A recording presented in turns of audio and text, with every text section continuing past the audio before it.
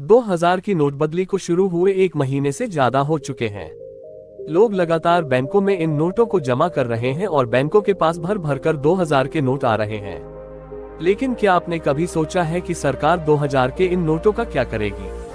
पुराने नोट जो सर्कुलेशन से बाहर हो जाते हैं, सरकार या आरबीआई उनका क्या करती है? ये सवाल कभी ना कभी आपके मन में जरूर आया होगा। आज हम आपके इसी सवाल का जवाब देंगे। लेकिन क्या आपको पता है कि सरकार ने कब कब किस किस कीमत के नोटों को सर्कुलेशन से बाहर किया है?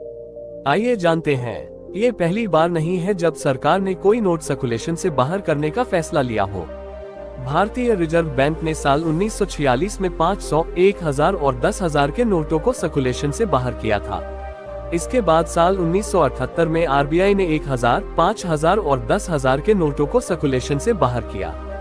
इसके बाद साल 2014 में एक अलग तरीके से यह कदम उठाया गया। आरबीआई ने साल 2005 से पहले छपे नोटों को मार्केट से निकाल दिया। इसके बाद आई नवंबर 2016 की नोटबंदी, जिसने 500 और 1000 रुपए के नोटों को बंद कर दिया गया था। रद्दी नोटों का क्या करती है सरकार? इस समय 2000 के नोट बैंकों में जमा हो रहे हैं। बैंक इन नोटों को आरबीआई के रीजनल ऑफिसों में भेजेंगे। चूंकि ये नोट बेकार हो चुके हैं, ये कागज के टुकड़े से अधिक नहीं रह गए, इसलिए आरबीआई इन नोटों का निपटान इस तरह से करेगा जिससे कोई भी इनका दुरुपयोग नहीं कर सके। पहले इन नोटों को जला भी दिया जाता था। सबसे पहले होते हैं चेक। आरबीआई सबसे पहले इन नोटों को चेक करता है।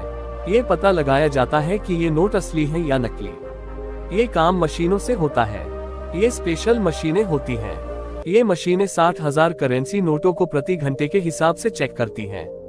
किए जाते हैं टुकड़े। नोटों को चेक करने के बाद इनके टुकड़े किए जाते हैं। ये टुकड़े मशीनों से ही किए जाते हैं। इनको ठीक तरह से फाड़ा जाता है। इन्हें इस तरह से फाड़ा जाता है कि जिन पुराने नोटों में अभी भी लाइफ बाकी है, उनसे दूसरे नोट बनाकर उन्हें करेंसी सर्कुलेशन में लाया जा सके।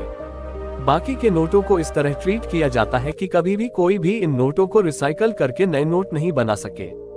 बनाई जाती हैं ईंटें। जिन खराब नोटों को बुरी तरह से काटा गया है, उनकी लुगदी बनाई जाती है।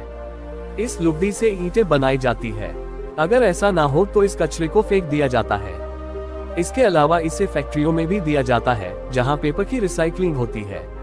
वहां इनसे कार्डबोर्ड जैसी दूसरी चीजें बना दी जाती हैं। नोटबंदी के समय क्या हुआ था?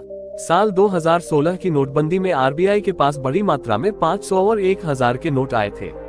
आरबीआई ने पहले इन नोटों को मशीनों से रद्दी किया और फिर इस सैकड़ों टन रद्दी को रिसाइकल करने वाली कंपनी को बेच दिया।